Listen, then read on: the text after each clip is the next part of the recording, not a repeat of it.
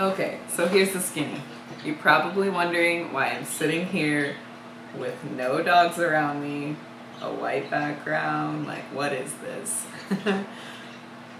And, well, let me say what it is first, and then I'll tell you what I was just doing for the last 3 minutes before I pressed the record button. But um, what this is I'm practicing being vulnerable.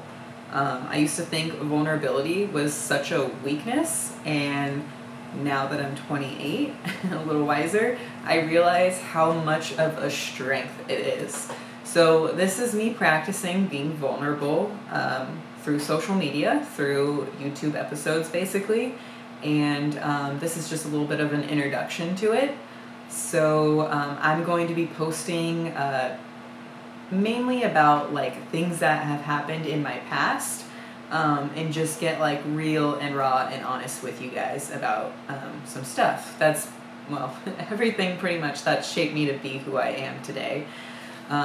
So I'm really good at avoiding, great at it. I've been practicing it since I was a little girl, and for the last 3 minutes before I started this, I was like fixing my hair and like looking at myself on the screen, and like I just took my lunch out of the oven and I'm like, oh, maybe I should eat that first. So basically, I was just like avoiding pressing the record button for like the last 3 minutes. So that's going to be a big thing that I didn't even realize I was doing it until like 3 minutes into it. And I was like, oh, God, I press the record button and just make the episode.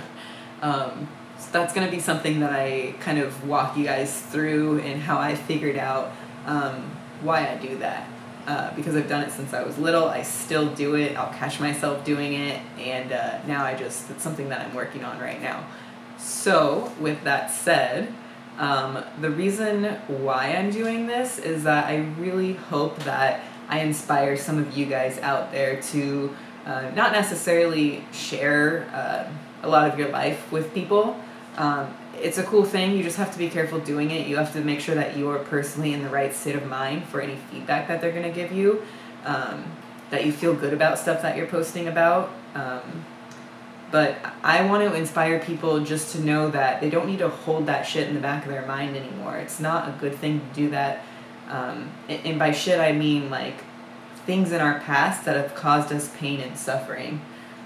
It's not good to bottle it up, to hold it in the back of your mind and never talk about it. It creates shame, and the less you talk about shame, the worse it gets. So I've experienced shame and embarrassment in my life. We all have. I'm sure that we all have. You are superhuman if you haven't.